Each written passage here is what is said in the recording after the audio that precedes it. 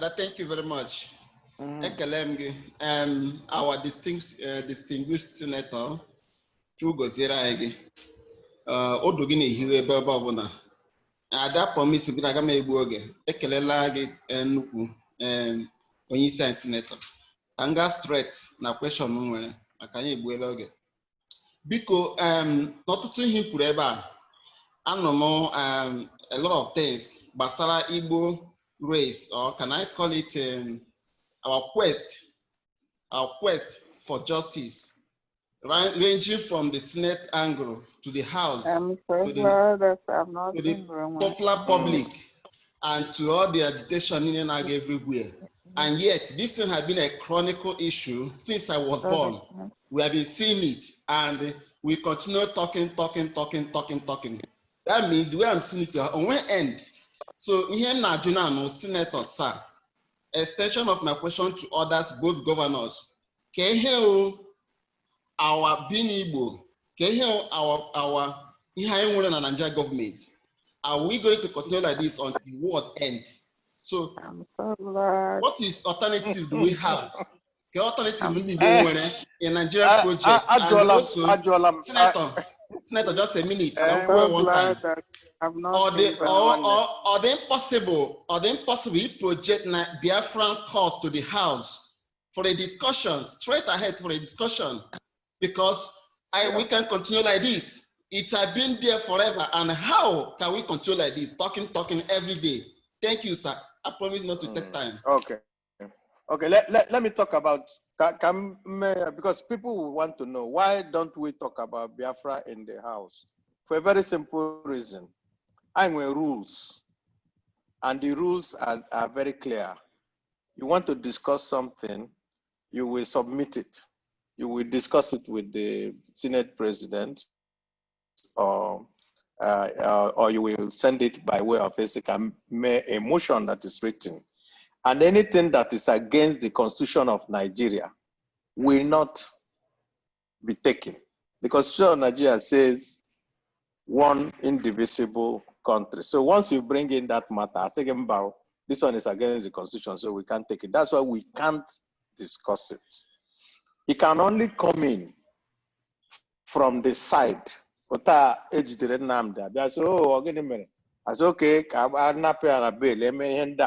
Then the discussion can come. That is about the only way it can happen. The second one that you talked about, which is the Jews, if you notice, have a homeland. They are in America, they are everywhere, yet they still continue having Jewish problem everywhere. Hanande Palestinian, Hanande Arab, Hanande Ozon, so here that we are a special people. So we need to know that we can't just rest as I have just I got no na bambo knowing that we will not be seen. And I can when Saboto and Imani. I can when they got seen or they get money. Look, an Igbo woman last week said that I should be arrested. Yes. Loretta, who works with President Buhari, he said that the man is always talking about IPOP. They should go and arrest him. That he talks treason. I just laughed. The only reason why I laughed was that I know that he on a to look for attention, because he might IPOP. You want attention. So okay, want attention, no Buhari, more attention, and do it. I go and arrest him then. So I had the in the news. That's all. So I just ignored it. That's just the kind of things that happen. So as for us as a people, we just have to continue to carry our cross. We are the real people that have made Nigeria what it is. We are the people that go everywhere. We are the people that bind this country together. We are the people that create wealth in this country. Every other group that has created wealth has created it through government. We are the only group that always do that. So we should know that Nande Maraga just happened and he said, oh, no, they will also resent us. But we should continue to forge ahead and not be afraid, because na resent. Or that is our lot. And so we continue to do that. So I didn't begin to why we can't run away from our destiny. Let's just put it that way. And the problem that Nigeria is having today is because they are not treating the Igbos well. Because ndị Igbo si na onye ji mmadụ n'ala jikwa onwe ya. You can't get up because you're holding the person on the ground. That is the real problem that we have everywhere. So once we continue to have all this lack of justice everywhere, it affects everybody in the country. There was. So 2 more we done. Chief Udebube, you and one other we done because Ajine Buzonya Obla right now. Go ahead, Chief Udebube. Yes, thank you very much, my distinguished Senator Abaribe. I'm so glad to speak to you now. Mwa Udebube Mbitoli.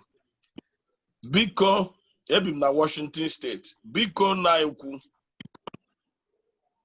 Achọrọ m ka ị nọgide na ekpere maka ihe anyị na-eme siri ike. Ekpere ka anyị ji aga. Nke a wụ otu. Maka itowe gị, ọ bahụrụ itowe gị, onye nwa ga-akwụ gị ụgwọ ihe ị na-eme. And Jesus bịara n'ụwa try ya make a peace with people. Nwa onye o mejọrọ but ọ lara ala. Mana ya ga-ekwe ka ị laa, ị ga-ahụ the goodness of God. Thank you. Let me go to the main point. The main point will become nna ikwu. Aga m achọ ka ime itie ndị senators enwere ndị ga-akpọli ikwe enwere ndị wu ndị enyi m ka ime itie ha ka unu nwee meeting from the local government legislature ndị nke nwere local government ọ bụghị Imo State now for now other states nwere local government legislatures, House of Assembly members, House of Rep members, and the senators dị ka unu nwee ọgbakọ, convention, and seminar workshop. Ọwụ gị na-ekwu n'elu, ndị ọzọ na-ekwu n'ala. Unu nwee ike kpọkọta onwe unu ọnụ. Anyị atụ ego ma ọwụ na-eji ego. Unu nwekwara ike iji ego because unu jikwa ego. Ponda niile ihe na-agbu anyị n'Igbo ebe anyị si bịawo Abaribe na-ekwu ọzọ aga m akpọ ahụ onye nke ọzọ na-ekwu ọzọ onye nke ọzọ na-ekwu ọzọ a legislator na local government amaghị ọrụ ya how to support the laws a na-eme na the state amaghị ọrụ ya how to support a House of Rep member the House of Rep member amaghị ọrụ ya how to support a senator. We cannot achieve freedom without our lawmakers putting themselves together and change ourselves.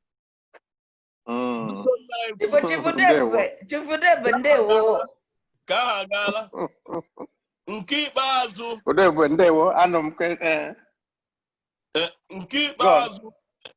ikpeazụ wụ ihe gbasara okwu nche na ichekwa ụlọ nke ndị Igbo. Biko meenụ ka ndị ugwu mara na anyị agbahụ nkịtị n'ihe anyị na-respect kwanụ ndị dịka unu na enwekwara ebu nwe mfụ maka enwere ihe a na-akpọ live township mgbe agwa ụmụaka. Shamsuddin Lawal mere ya in 1972. Colonel Shamsuddin Lawal n'ebe nke ha ọsị onye ọgwụ ụlọ abịara n'obodo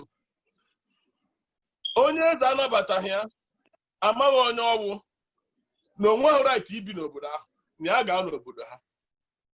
Bikonu onye ọgwụ ụlọ anwụ onye ugwu ma ọ bụ onye si mba ọzọ bịara n'ala Igbo na-enweghị aka ọrụ na-enweghị ụlọ ebe ọ kwụrụ ụgwọ ọ na-ebi ya pụọrọ anyị n'obodo maka ọgụ ebidola. Mana ihe anyị ma na-awụ nke ga-akacha anyị mkpa awụghị Biafra ugbu a nke ga-akacha anyị mkpa awụ ka anyị pụtụ onwe anyị together nweta ụlọ ebe anyị ga-anọ ụzọ anyị ga-agba ebe anyị ga-anọ ma anyị na-ekwu okwu nke inwere onwe anyị. Inwuro nwaanyị dị mkpa ka a na-ekwu ọ ga na-anụ anyị ọkụ n'obi. Chifudebe, your time is up because I'm gonna mute you because Senator Abaribe Zango, because we need to wrap up. Next time I bet the only onye m ndụmọdụ anyị ga-anabata ihe okwu. Yeah, post all the suggestions. We'll send it to you. Yeah, Chifudebe on a shim money. Everybody shim money privately. Favor House, go ahead and ask your question. Wow, amakwam na ihe a ga-erute m taa, thank God. My distinguished Abahuru tụkwasa aga m na-ekwukwu onye ọbụla ga na-ekwu ike ịnata ekele agwụla gị. Awụ m onye ọlụ, awụ m onye Imo steeti, mana ọ dịghị sọsọ sinetọ ndị Igbo nwere asị ndị Igbo, ndị nke ọzọ ma ihe ha gara. Mba, ọ bụ eziokwu, ama m na ị ga-aghọta, ị ga-ekwu ya sị decent man, mana ị nwere sinetọ n'ọlụ. Onye akụkọ. Anyway, I will not go down there. Agara there because mgbe anyị na-alụ ọgụ loan, ọkwa anyị na sinetọ gị so got to do it, even though onye APC. But he came with us to go and say no there. Ha sochakwa na nsogbu ndị Igbo nwere taa, because anyị ma ote somebody gbara afọ chi wụrụ one n'Imo State. Ha ncha problem. Because Favor, I won't want a question. I'll meet you because I come ka m gaa na question m. Because my senator ahụ me first I need as a soldier here, I've led soldiers to Afghanistan. Taliban were one of the greatest enemies in the America. I na ha na-anọ nwee consultation bankata chota geshe make peace. Is there any way, I'm not different from what anybody wants to hear, but is there any way Igbo leaders can engage ndị akpọrọ ha mietiala akpọrọ ha ndị ugwu awụ ndị ugwu dị. I'm not talking of leadership ndị Nigeria, but ndị ugwu wụ ha awụ nsogbu anyị na-enwe. Ka anyị akụdịrị nkata mara ihe ha chọrọ, marakwa n'otu maka ọ na mgbe ụfọdụ ọ na onye na-amaghị ebe mmiri si mara ya gawa amaghị ebe ọ na-akwụsị ya. That is one. My second point, some of my points ndị ọzọ ekwu and I don't want to repeat them, but my second point wụ dịka ndị Igbo, I understand mgbe a na-ekwu okwu opening na corridor na ihe ndị ọzọ, ama akpọ South South, akpọ Port, akpọ nke akpọ One, akpọ Calabar, akpọ Warri, akpọ those things, they are all good. But all dịkwa likely na mgbe anyị na-ekwu okwu Biafra na ndị a may not be part of it, and ama m na okwu Biafra ka anyị jiri ikwu ndị a may not be part of it. In the event na ala wụrụ sọ ndị South East na ala, ọwụ onweghị otu anyị nwere ike isi lee ihe dịka azụ mmiri, lee ihe dịka Uguta Lake, lee ihe dịka nke ihe ala, mara at least develop a strategy of how to open them up, because ama m na nke Uguta dị about 18 nautical miles to the Atlantic Ocean. The same thing with nke ihe ala. Is there no way we can have a strategic plan in the future of opening up these things? Because I worked in the maritime, in the customs before India US, before I became a soldier here. And Ishi China, buru 40-feet container, burute Lagos at less than 1,900,000 to be specific.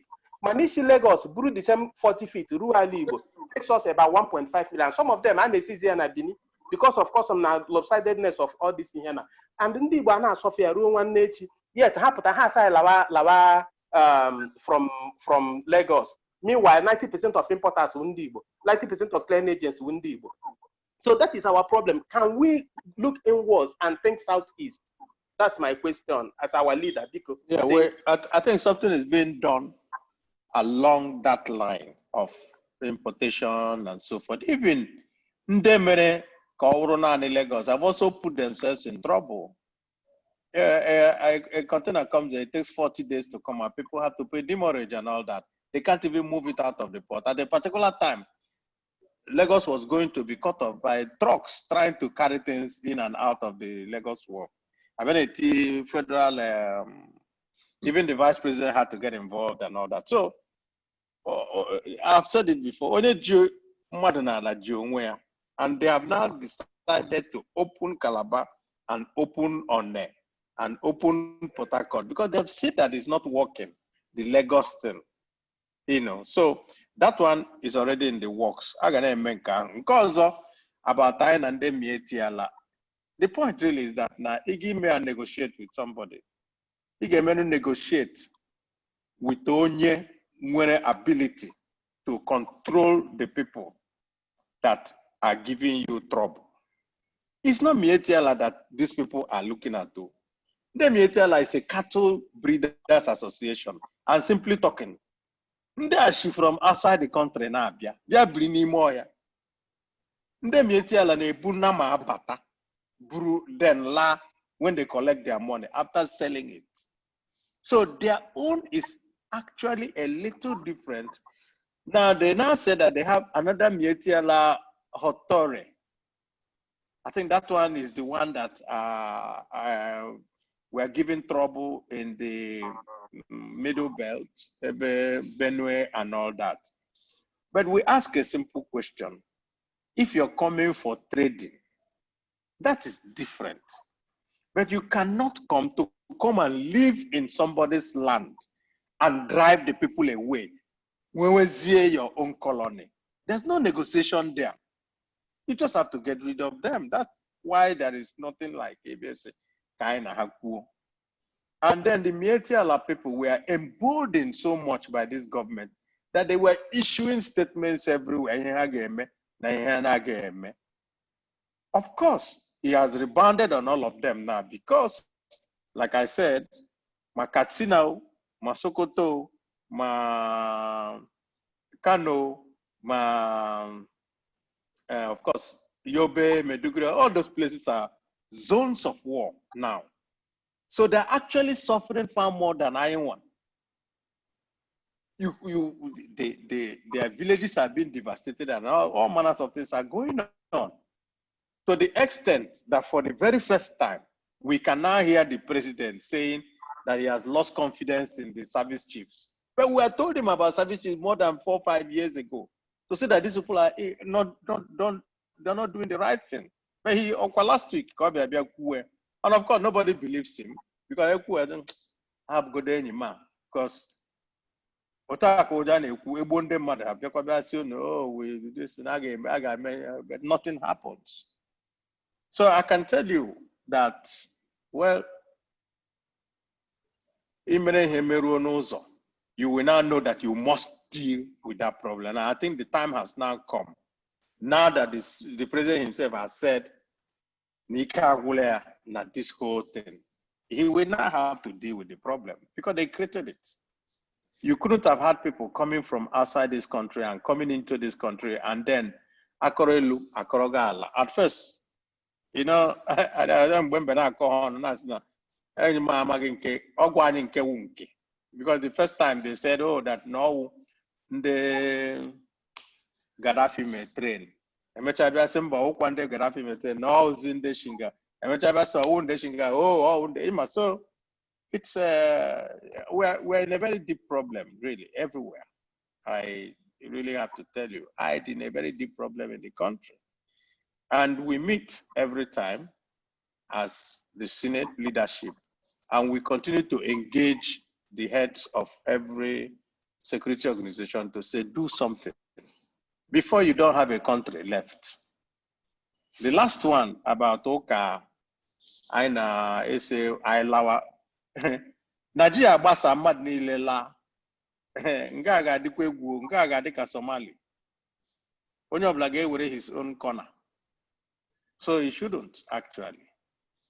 And when Nigeria, it won't happen. Everywhere got TISA. And like I said, all I know the glue that is holding this country together. Quote me, we are the glue that is holding this country together. Because there's no other group of Nigerians that go to live anywhere else. Now, Igbo. We are the only group that goes to live anywhere else and develop that place. Run down. We don't know. I'm telling you. So, what I say now, Anyana Kweaga, well, I'm going to go ahead for. Anya Chokwano Cordio Town.